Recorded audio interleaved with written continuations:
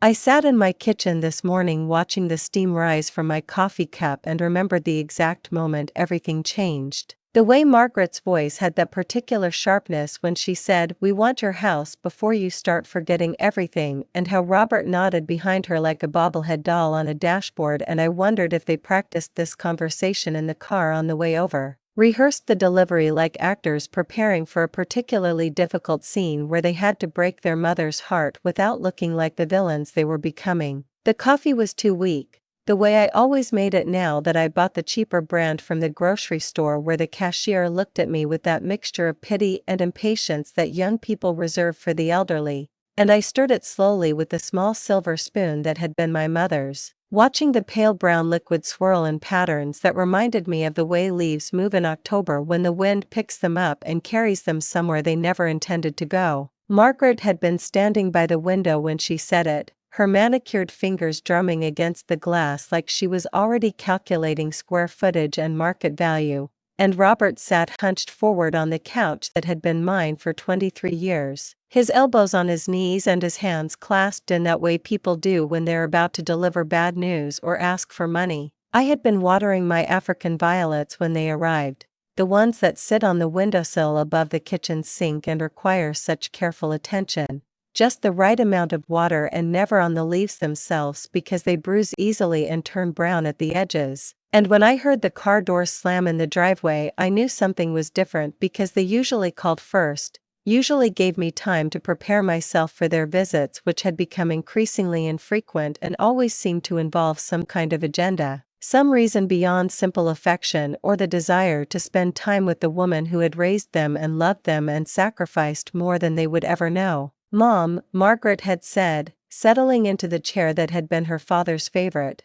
the one with the worn arms where his hands had rested every evening while he read the newspaper and complained about the state of the world. "We need to talk about your living situation," and the way she said it made me think of doctors delivering terminal diagnoses, that careful modulation of voice that's supposed to soften the blow but only makes it worse. And I set down my watering can on the counter next to the ceramic owl that my sister had given me for Christmas 3 years ago, the one with the wise eyes that seemed to watch everything and judge nothing. Robert cleared his throat then, that nervous habit he'd had since childhood when he was about to do something he knew was wrong, and said, "We're worried about you, Mom, living alone in this big house." And I wanted to laugh because the house wasn't big at all. Just a modest 3-bedroom ranch with a small yard and a garden that I tended myself, pulling weeds and planting tomatoes and talking to the plants the way I talked to myself when no one else was around, which was most of the time now that their father was gone, and the silence had become my most constant companion. The thing about silence is that it grows on you,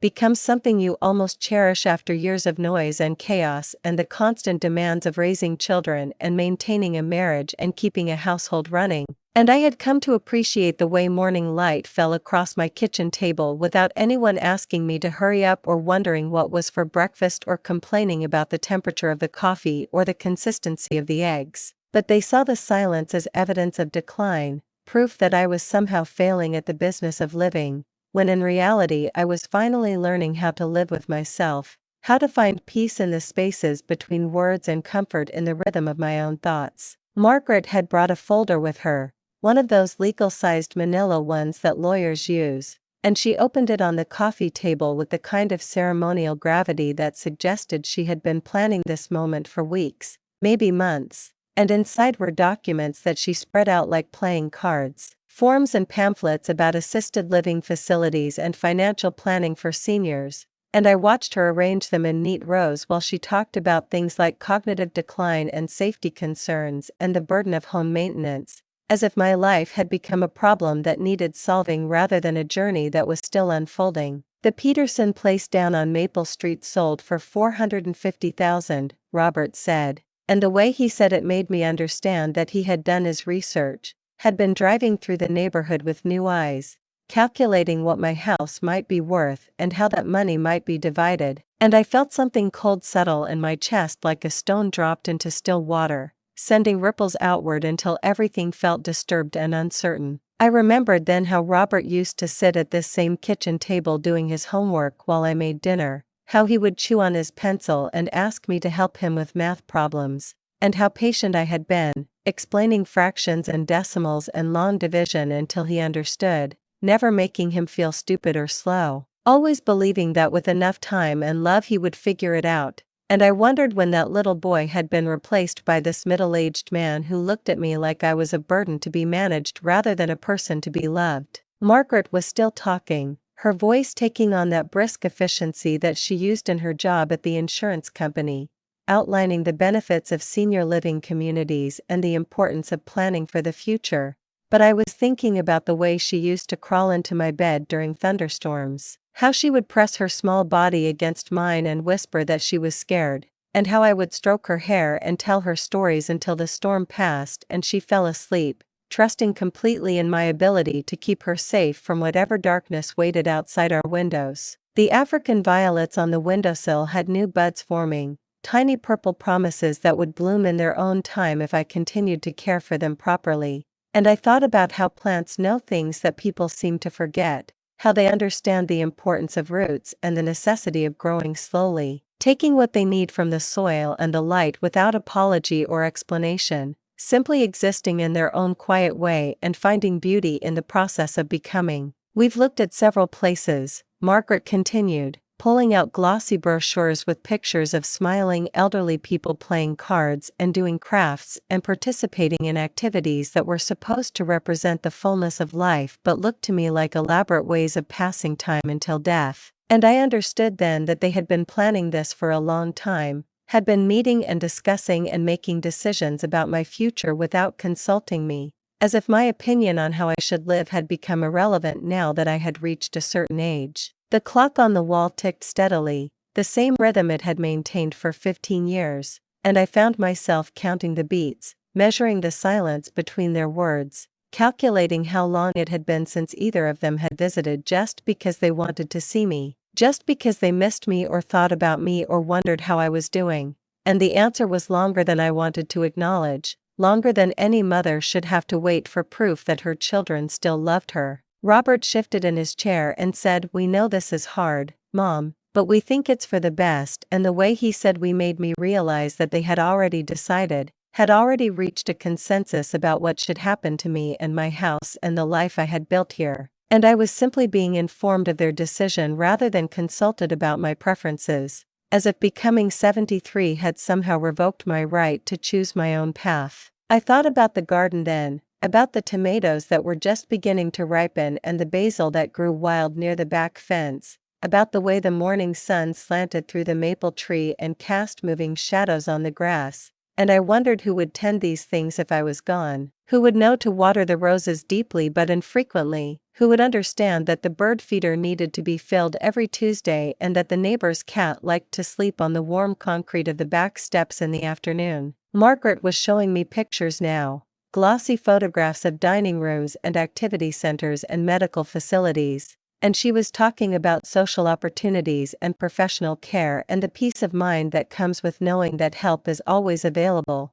But all I could think about was how sterile everything looked, how the carpets were beige and the walls were painted in colors that were supposed to be soothing but looked to me like the inside of a tomb, and I wondered if the people in the photographs were truly happy or if they were just doing what they had been told to do, smiling on command and pretending that this was what they had chosen for themselves. The ceramic owl on the counter seemed to be watching me with particular intensity, and I remembered the day my sister had given it to me, how she had said, "This is for wisdom, Ruth, because you always know what to do," and how I had laughed and said that wisdom was just another word for making the same mistakes with more confidence. But now I wondered if there was some truth in what she had said, if somewhere inside me there was still the woman who had raised 2 children and buried a husband and survived 6 decades of unexpected challenges and small victories. "The thing is, Mom," Robert said, and I could hear the careful preparation in his voice, the way he had rehearsed this part of the conversation,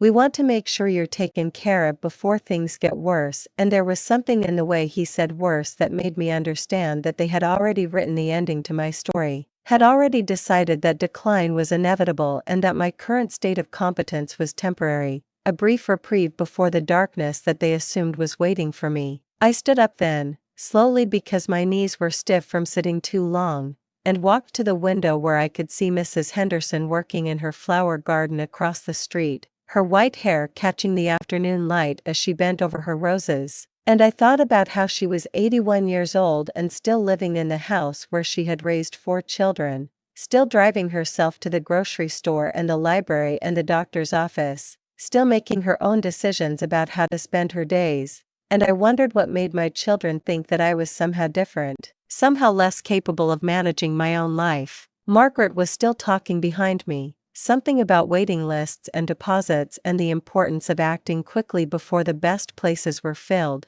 but I was watching a cardinal land on the bird feeder outside my window, watching the way it tilted its head and looked around before settling down to eat. And I realized that even the birds understood something about territory and choice that my children seemed to have forgotten, that there was dignity in choosing your own perch and staying there as long as you were able. "We want your house before you start forgetting everything," Margaret said then, and the words hit me like cold water, like stepping outside on a winter morning without a coat, and I turned around to look at her, really look at her, and saw a stranger wearing my daughter's face. Someone who could speak those words without understanding their weight, without recognizing the cruelty embedded in the assumption that forgetting was inevitable and that my house was somehow theirs to want. Robert was nodding, that same bobblehead motion, and I could see that he agreed with his sister, that they had discussed this and decided that my memory was already failing, that my ability to make rational decisions was already compromised. And I wondered what evidence they had for this conclusion, what signs they thought they had observed that proved I was no longer capable of caring for myself. I thought about the morning routine that had sustained me for the past 3 years since Harold died, how I woke up at 6:30 every day and made coffee and read the newspaper and watered my plants, how I kept a calendar on the refrigerator and wrote down appointments and birthdays and the names of people I wanted to call. How I balanced my checkbook every month and paid my bills on time and remembered to take my blood pressure medication and my calcium supplements. And I wondered where in this careful maintenance of daily life they saw evidence of decline. The silence stretched between us then, filled with everything that couldn't be said, and I realized that this was the moment when something fundamental had shifted, when the relationship between parent and child had been redefined without my consent, when I had been reclassified from mother to burden, from advisor to advisee, from someone whose wisdom had once been sought to someone whose judgment could no longer be trusted. I walked back to my chair slowly, feeling the weight of their expectation that I would agree, that I would be grateful for their intervention and relieved to have the burden of decision-making lifted from my shoulders. And I sat down and folded my hands in my lap the way my own mother had done when she was thinking carefully about something important. And I said no in a voice that was quieter than I had intended but somehow carried more weight than if I had shouted. Margaret blinked and Robert straightened up and they both looked at me with the kind of surprise that suggested they had not prepared for this possibility, had not rehearsed a response to the idea that I might refuse their generous offer to relocate me to a place where I could be properly supervised and cared for. And I felt something shift inside me, something that had been dormant for too long. A reminder that I was still the same woman who had once stood up to their father when he wanted to move to Cleveland for a job that would have taken us away from everything we knew. "Mom," Margaret said, and her voice had taken on a different tone, less brisk and more cajoling,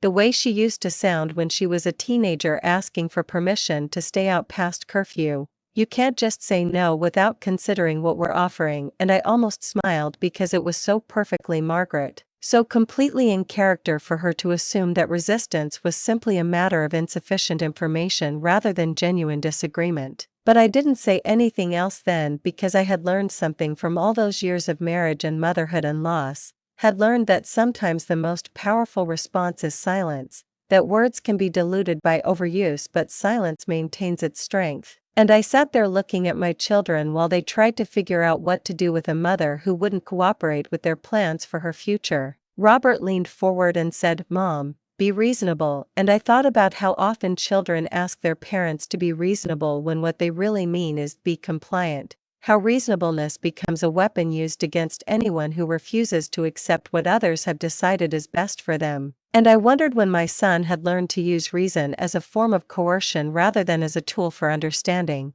The afternoon light was changing, becoming the particular shade of gold that happens just before evening, and I watched it move across the wall behind them, watched the shadows lengthen and shift, and I thought about all the afternoons I had spent in this room, all the conversations and meals and quiet moments that had accumulated here like sediment in a riverbed, building up layer by layer until they became the foundation of something solid and enduring. Margaret was gathering her papers then, stacking them with sharp, efficient movements that suggested frustration, and she said, "We'll give you some time to think about it," in the tone of someone granting a temporary reprieve rather than acknowledging a final decision. And I understood that they would be back, that this conversation was not over but merely postponed, that they would regroup and return with new arguments and perhaps new allies, because they had invested too much in this plan to abandon it simply because I had said no. They kissed me goodbye then, perfunctory pecks on the cheek that felt like punctuation marks at the end of a difficult sentence, and I watched them walk to their car, watched Margaret's quick, purposeful stride and Robert's slower, more uncertain gait, and I wondered if they talked about me on the drive home, if they diagnosed my refusal as another symptom of the cognitive decline they were so certain was beginning, or if somewhere deep down they recognized that I was still capable of knowing my own mind. After they left, I made myself another cup of coffee, this time adding an extra spoonful of grounds because I was tired of weak coffee and tired of making do with less than what I wanted, and I sat at the kitchen table watching the cardinal return to the bird feeder, watching the way it approached cautiously and then settled in to eat with complete focus, and I thought about how animals understand things about survival that humans seem to forget, how they trust their instincts and protect their territory and don't apologize for wanting what they need. The house felt different after they left, not empty but somehow charged with possibility, as if their words had changed the molecular composition of the air,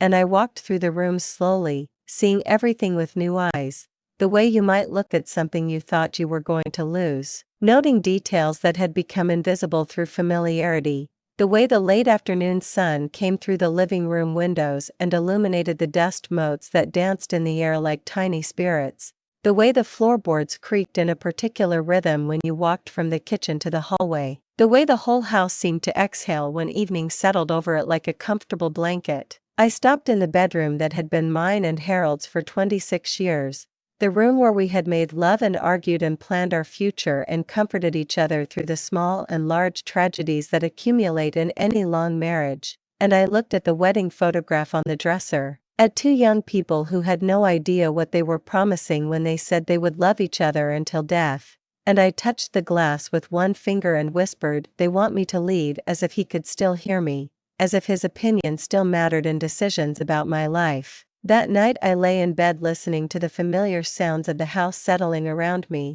the subtle creaks and sighs that had once frightened me when we first moved here but had become as comforting as a lullaby over the years, and I thought about what Margaret had said, about wanting my house before I started forgetting everything, and I realized that they thought forgetting was something that happened to you all at once, like a switch being turned off, rather than something you chose, something you could control, something you could use as a tool for shaping your own story, because the truth was that I had been forgetting things, deliberately and carefully, forgetting the way Harold looked in those last months when the cancer was eating him from the inside out, forgetting the sound Margaret made when she cried after her divorce, forgetting the disappointment in Robert's voice when he called to tell me he had been passed over for another promotion, forgetting all the small hurts and large sorrows that could accumulate like scar tissue if you let them, choosing instead to remember the good things, the sweet things, the moments that proved life was worth living despite its difficulties. I had been forgetting Margaret's sharp tongue and Robert's increasing distance, forgetting the way they looked at me sometimes like I was already disappearing, forgetting their impatience with my stories and their indifference to my opinions, choosing instead to remember the children they had been, curious and affectionate and full of possibility. And maybe that was a kind of mercy, maybe that was wisdom, maybe that was the privilege of age, being able to curate your memories like a museum curator choosing which artifacts deserved to be preserved and displayed. But they thought forgetting was failure, evidence of decline, proof that I could no longer be trusted to make decisions about my own life. And I lay there in the darkness thinking about the difference between forgetting and letting go, between losing your mind and choosing what to hold on to. And I began to understand that this was about more than just my house, more than just their concern for my welfare. This was about control and money and the fear that I might live longer than they had planned for, might continue to need things and want things and have opinions about how my life should be lived.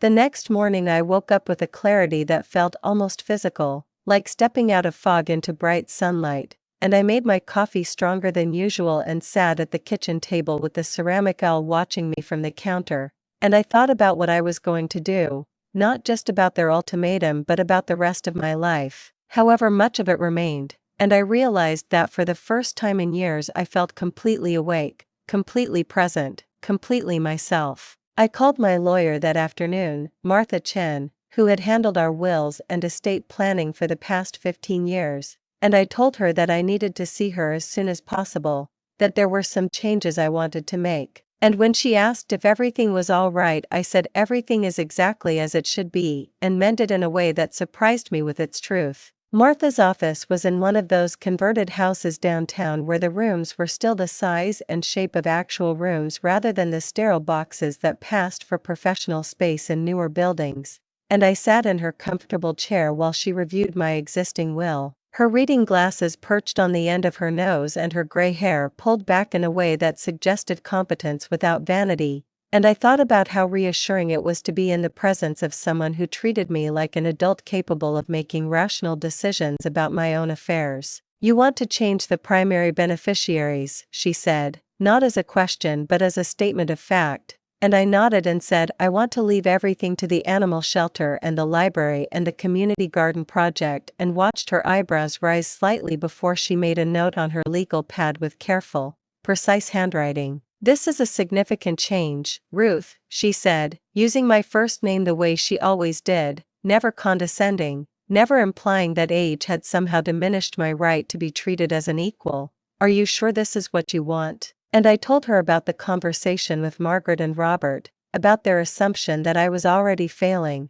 about their eagerness to claim my house before I started forgetting everything. And as I talked I felt something shifting inside me, some long-held tension finally releasing. Martha listened without interrupting, the way good lawyers do, and when I finished she leaned back in her chair and said, "You know they could contest this, claim diminished capacity," and I smiled and said let them try because I knew something they didn't know, knew that I had been keeping meticulous records of my daily activities, my medical appointments, my financial transactions, knew that Dr. Reeves would testify that my mind was as sharp as it had ever been, knew that Mrs. Henderson and the librarian and the woman at the post office would all confirm that I was fully capable of managing my own affairs. "I'll draw up the new documents," Martha said, "but I want you to take some time to think about this. Maybe discuss it with Margaret and Robert. Give them a chance to understand your perspective." And I shook my head and said the time for discussion has passed, and something in my voice must have convinced her because she nodded and made more notes and told me to come back in a week to review and sign the papers. That evening I sat on my back porch watching the sunset paint the sky in shades of rose and gold,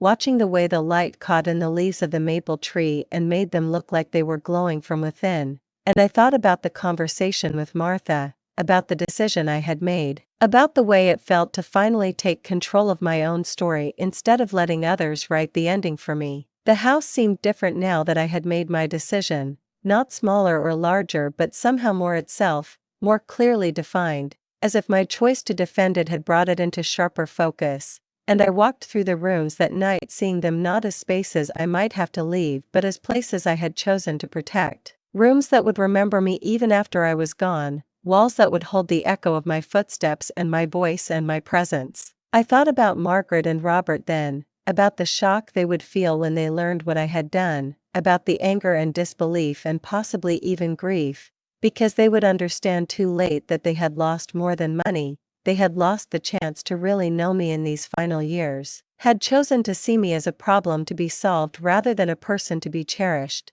And maybe that was the real tragedy, not that I was getting older but that they had stopped seeing me as someone worth knowing. But there would be time for that later, time for them to understand what they had lost and why, time for them to learn that love cannot be claimed like an inheritance, cannot be demanded or assumed or taken for granted, must be offered freely and received gratefully and nurtured carefully if it is to survive the ordinary cruelties that life inflicts on all of us. For now it was enough to sit in my own house on my own porch watching my own garden settle into evening, to know that I had chosen this, all of it, the staying and the leaving, the remembering and the forgetting, the loving and the letting go, and that whatever happened next would happen on my terms, in my time, according to my understanding of what it meant to live with dignity and die with grace. Chapter 2, The Remembering. 3 weeks passed before they came back, 3 weeks during which I lived with my secret like a small flame burning steadily in my chest, warming me from the inside out, and I found myself moving through my days with a lightness I hadn't felt in years, as if the decision to change my will had somehow changed the very weight of my body, the very density of the air I breathed. I had signed the papers on a Tuesday morning, sitting in Martha's office with the autumn sun streaming through the windows and the sound of traffic humming softly in the distance, and when I wrote my name at the bottom of each page I felt something settle into place, some fundamental reordering of the universe that left me feeling both powerful and peaceful, both resolved and released. Margaret called that Thursday, her voice bright with artificial cheer when she said, "Hi Mom, how are you feeling?" And I could hear the subtext beneath her words, the careful monitoring for signs of confusion or decline, the way you might speak to someone you suspected of having a fever, checking for symptoms while pretending to make casual conversation. "I'm fine, dear," I said, and meant it in a way that would have surprised her if she had been listening closely enough to hear the difference. But she was already moving on to the real purpose of her call, the gentle probing about whether I had been thinking about their visit, whether I had come to my senses and realized the wisdom of their proposal. "Robert and I have been talking," she said, and I could picture her sitting at her kitchen table with her coffee and her planner, checking items off her to-do list while she conducted this conversation. "And we think maybe we pushed too hard the other day. Maybe we didn't give you enough time to process what we were suggesting," and I almost laughed because she was still thinking in terms of processing and suggestion, still believing that my resistance was temporary, a minor obstacle to be overcome with patience and persistence. "We'd like to come over again this weekend," she continued, "maybe bring some lunch and talk more about your options," and the way she said options made it clear that she thought there was only one real choice, that everything else was just elaborate window dressing designed to make me feel like I had some control over a decision that had already been made. I told her that would be fine,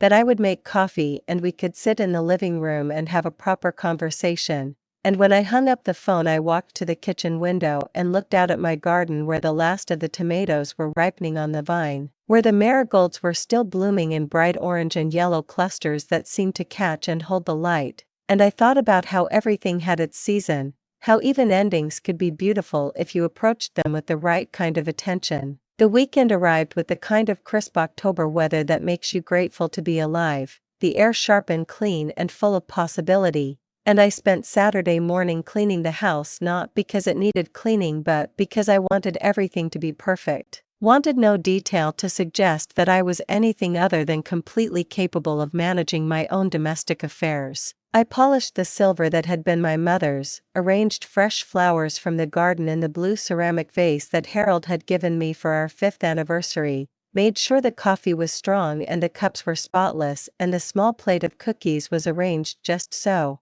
because I understood that this was theater, that every detail would be scrutinized for evidence of decline or incompetence, and I was determined to give a performance that would leave no room for doubt about my mental acuity. They arrived at 2 o'clock, Margaret carrying a bag from the deli downtown and Robert holding a bouquet of grocery store flowers that looked apologetic and slightly wilted, and I welcomed them with the kind of gracious warmth that I had perfected over decades of hosting dinner parties and family gatherings. The seamless hospitality that makes guests feel cherished while secretly establishing the host's complete control over the environment. "Mom, the house looks beautiful," Margaret said, and I could hear the surprise in her voice, as if she had expected to find evidence of neglect or disorder, as if cleanliness and order were somehow incompatible with the cognitive decline she was so certain was beginning. And I thanked her and offered to take the flowers and put them in water while she unpacked the sandwiches she had brought.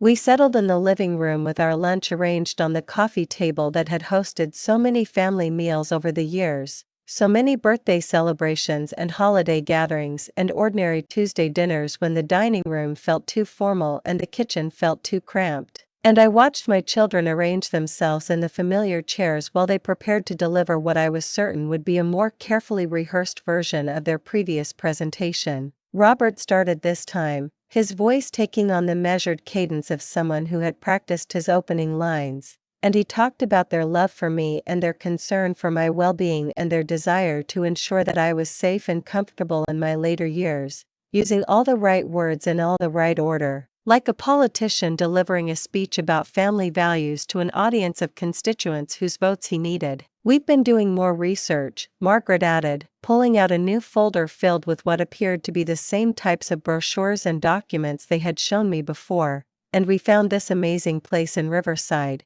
It's more like a resort than a nursing home. They have a pool and a library and organized trips to museums and theaters," and she spread the materials across the coffee table with the enthusiasm of a travel agent selling vacation packages to reluctant tourists. I listened to them describe amenities and activities and social opportunities, listened to them paint a picture of assisted living as an extended cruise ship experience designed specifically for people who had earned the right to be pampered and entertained. And I found myself thinking about the way adults talk to children about going to the doctor, making it sound like a wonderful adventure when everyone knows it's going to involve needles and unpleasant procedures and the fundamental loss of control over your own body. "The best part," Robert said, leaning forward with genuine excitement, "is that they have different levels of care, so you could start in the independent living section and then move to assisted living if you need more help later, and then if..." He paused, suddenly aware that he was describing a progression that ended in places none of us wanted to think about too carefully,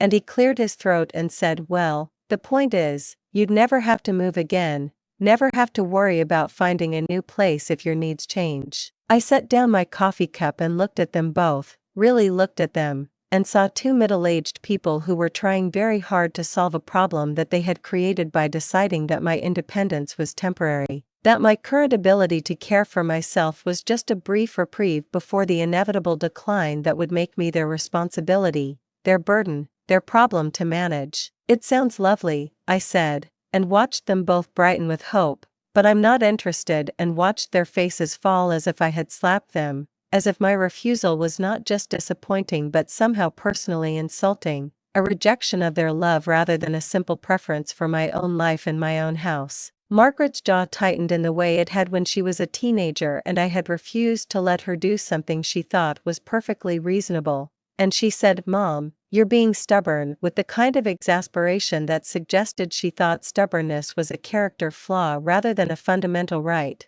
and I realized that she was still thinking of me as a child who needed to be convinced to do what was best for her. "We're trying to help you," Robert added, his voice taking on a pleading quality that reminded me of the way he used to sound when he wanted permission to do something he knew I would probably refuse, and I felt a familiar mixture of love and frustration. The eternal parent's dilemma of wanting to protect your children from their own poor judgment while respecting their right to make their own mistakes. "I know you think you're helping," I said, choosing my words carefully because I understood that this conversation would determine the future of our relationship, would establish whether I was still their mother or had become their ward. "But what would help me most is if you could accept that I'm still capable of making my own decisions about my own life." The silence that followed was different from the silence 3 weeks earlier, heavier and more charged, filled with the weight of things that had been building up for years, disappointments and misunderstandings and the gradual erosion of the easy affection that had once characterized our family relationships. Margaret gathered up her brochures with sharp, angry movements and said, "Fine, Mom, but don't expect us to drop everything when you fall down the stairs or forget to turn off the stove or get confused about your medications," and I heard in her voice the resentment that had been simmering beneath her concern, the burden she felt at having an aging mother who refused to make things easier for everyone by gracefully accepting diminished circumstances. "I won't," I said simply, and something in my tone must have surprised her because she looked at me with new attention, as if she was seeing something she hadn't noticed before. some quality of resolve that she hadn't expected to encounter in a woman she had already written off as declining. Robert was fidgeting with his sandwich wrapper, folding and refolding it in a way that suggested he was uncomfortable with the direction the conversation was taking. And finally he said, "Mom, we just want what's best for you," in the tone of someone making a final appeal to reason. And I nodded and said, "I know, honey, but what's best for me might not be what's easiest for you." They left shortly after that, their goodbye kisses even more perfunctory than before, and I watched them walk to their car with the heavy steps of people who had failed at a task they had considered straightforward, and I felt something that was part sadness and part relief. The complex emotion that comes with finally telling the truth about something you've been avoiding for too long. That evening I called Mrs. Henderson and asked if she would like to come over for tea, and when she arrived with her own china cup and a tin of cookies that she had baked that morning, we sat on my back porch watching the last light fade from the sky and talking about the things that older women talk about when they're not performing for the benefit of younger people who think they understand what aging means. "They want you to move," she said, not as a question but as a statement of fact, because she had seen the same car in my driveway twice in recent weeks and had noticed the way my children looked at my house when they thought no one was watching, the appraising glances that suggested they were already calculating square footage and market value. "They think I'm losing my mind," I said,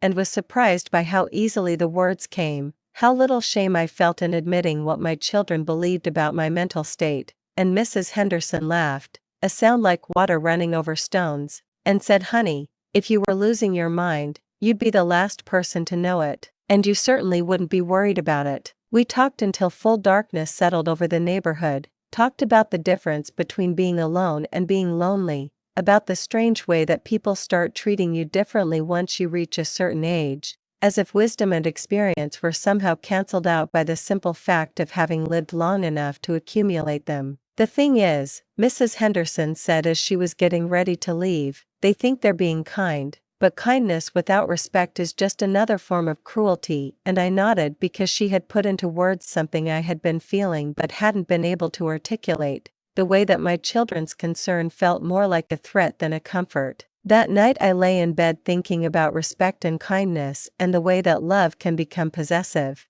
can become a reason to control rather than a reason to cherish, and I understood that Margaret and Robert loved me in their way but had forgotten how to love me as a person rather than as a responsibility, had forgotten that I was still someone with opinions and preferences and the right to make choices that might not align with their ideas about what was best for me. I thought about the new will sitting in Martha's office, about the surprise that waited for them in some unknowable future, about the moment when they would finally understand that I had been paying attention all along, had been making my own plans while they were making theirs. And I felt something that might have been satisfaction or might have been sadness or might have been both, the complex emotion that comes with finally standing up for yourself after years of letting others define your worth. The next few weeks passed quietly, with the kind of ordinary routine that people my age are supposed to find boring but that I had come to appreciate as a form of luxury, the freedom to wake up when I wanted and eat what I pleased and spend my days according to my own rhythms rather than someone else's schedule.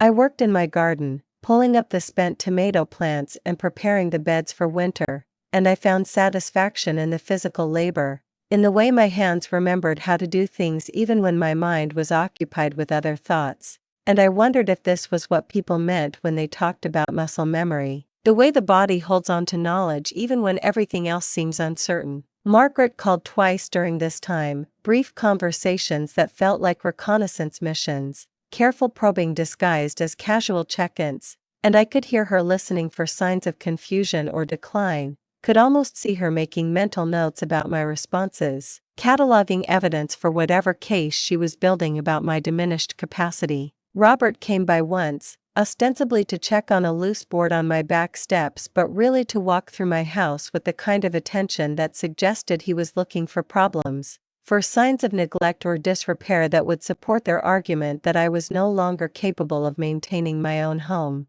I watched him examine the faucet in the guest bathroom and test the lock on the sliding door to the patio and check the batteries in the smoke detectors, and I understood that he genuinely believed he was being helpful. was taking care of his aging mother by identifying potential hazards and safety concerns. But I also understood that he was gathering ammunition for their next conversation about my living situation. "Everything looks good, Mom," he said when he finished his inspection, and I could hear the disappointment in his voice, the subtle frustration of someone who had hoped to find evidence that would make his job easier. And I thanked him for his concern and offered him coffee and watched him struggle with the cognitive dissonance of a mother who appeared to be managing perfectly well despite his certainty that she needed his intervention. The leaves were turning by then, the maple tree in my backyard putting on the kind of spectacular display that made me grateful to live in a place where seasons still mattered, where the passage of time was marked by something more beautiful than the calendar. And I spent long afternoons sitting on my back porch watching the colors deepen and change, watching the way the light moved through the branches and cast shifting patterns on the grass. I thought about Harold then, about the way he used to rake the leaves into enormous piles that the neighborhood children would jump into, about the way he complained about the work while secretly enjoying the excuse to spend hours outside in the crisp autumn air, and I wondered if he would approve of what I was doing. If he would understand my decision to protect our home from children who saw it only as an asset to be liquidated. The phone rang less frequently as November settled over the neighborhood like a comfortable old coat, and I realized that Margaret and Robert had shifted their strategy, had decided that giving me space might be more effective than continued pressure, might allow me to reach the conclusion they wanted me to reach without their direct intervention. But the space gave me something they hadn't anticipated. Gave me time to think clearly about what I wanted for the rest of my life, however much of it remained, and I found myself making small changes to my routine, small assertions of independence that felt like victories, buying the expensive coffee I had always denied myself, calling old friends I hadn't spoken to in months, spending an entire afternoon reading a novel instead of doing housework that could wait for another day. I was learning something about the difference between existing and living, between managing the business of staying alive and actually engaging with the experience of being alive, and I understood that this was what my children were asking me to give up. This sense of agency and choice and the fundamental right to determine my own relationship with time and space and possibility. December brought the first snow, just a light dusting that turned the world soft and quiet and somehow more itself, and I woke up that morning to a silence that felt different from the usual silence. Deeper and more complete, the way snow muffles sound and makes everything seem both distant and intimate at the same time. I made my coffee and stood at the kitchen window watching the flakes fall in the still air, watching the way they accumulated on the bird feeder and the fence posts and the bare branches of the maple tree, and I thought about how beautiful it was to be the only one awake in a sleeping world, to have this moment of perfect solitude and perfect peace before the day began in earnest. The phone rang then, earlier than Margaret usually called, and when I answered she said, "Mom, are you okay? I was worried about you driving in the snow," and I could hear genuine concern in her voice, the kind of maternal worry that had somehow been transferred from parent to child without either of us quite realizing when it happened. "I'm fine, dear," I said. "I'm not planning to go anywhere today," and she said, "Good, that's good, maybe Robert and I should come over later, just to make sure you have everything you need," and I understood that the snow had given her an excuse to check on me, to resume the campaign that had been temporarily suspended. "That's not necessary," I said. "I have plenty of food and the heat is working fine and I've lived through 67 winters in this climate. I think I can manage one more," and I heard her sigh, that particular sound that children make when their parents refuse to cooperate with their efforts to be helpful. But she didn't come that day, or the next, and I spent the time moving through my house like a curator in a private museum, seeing everything with new clarity, understanding that these rooms and these objects and these accumulated memories were not just the setting for my life but the substance of it, the physical manifestation of choices and relationships and moments that had shaped me into the person I had become. I sat in Harold's chair and read his books I had never opened while he was alive because they seemed too serious, too difficult, too much like homework, and I discovered that he had been a thoughtful reader, had filled the margins with notes and questions and observations that revealed a side of him I had never known, a private intellectual life that he had never shared with me. I found myself wondering what else I didn't know about the man I had lived with for 37 years, what other secret selves he had cultivated in the spaces between our shared experiences. And I realized that this was another gift of solitude, this opportunity to discover the people you loved from new angles, to find in their absence dimensions of their presence that had been invisible while they were still taking up space in your daily life. Christmas approached with the kind of forced cheer that characterizes holidays when families are struggling to maintain traditions despite underlying tensions, and Margaret called to discuss plans for dinner, her voice taking on the bright, artificial tone that suggested she was determined to pretend that nothing had changed between us. "We thought we'd come to you this year, Mom," she said, "save you the trouble of cooking for everyone," and I understood that this was another form of monitoring, another way of assessing my ability to manage the complex logistics of a family gathering, another opportunity to gather evidence about my declining capabilities. "That would be lovely," I said, because I was curious to see how they would behave in my house, on my territory, with the knowledge that I had rejected their carefully crafted plans for my future. And when Christmas Day arrived, they came with arms full of packages and carefully cheerful smiles that didn't quite reach their eyes. The dinner was successful in the way that family gatherings can be successful when everyone is trying very hard to avoid subjects that might lead to conflict. And we talked about the weather and Margaret's job and Robert's children and the neighbors and everything except the elephant in the room, the question of what would happen to me and my house and the life I was determined to continue living on my own terms. But I could feel them watching me, cataloging my movements and my words for signs of confusion or forgetfulness. And when I dropped a fork during dinner, I saw them exchange a look that suggested they thought this was significant, evidence of the declining motor skills that would soon require professional intervention. After they left, I sat in my living room surrounded by the detritus of Christmas celebration, wrapping paper and empty plates and the lingering smell of the candles Margaret had brought. And I thought about the strange theater we had all performed, the elaborate pretense that we were still a normal family having a normal holiday when in fact we were three people engaged in a complex negotiation about power and autonomy and the right to determine one's own fate. The new year arrived quietly, without fanfare or resolution, just another day in the long sequence of days that make up a life, and I found myself thinking about time differently, not as something that was running out but as something that belonged to me. Something I could spend according to my own values and priorities without having to justify my choices to anyone else. I began to make lists then, not the practical lists of groceries and appointments that had always organized my days, but different kinds of lists,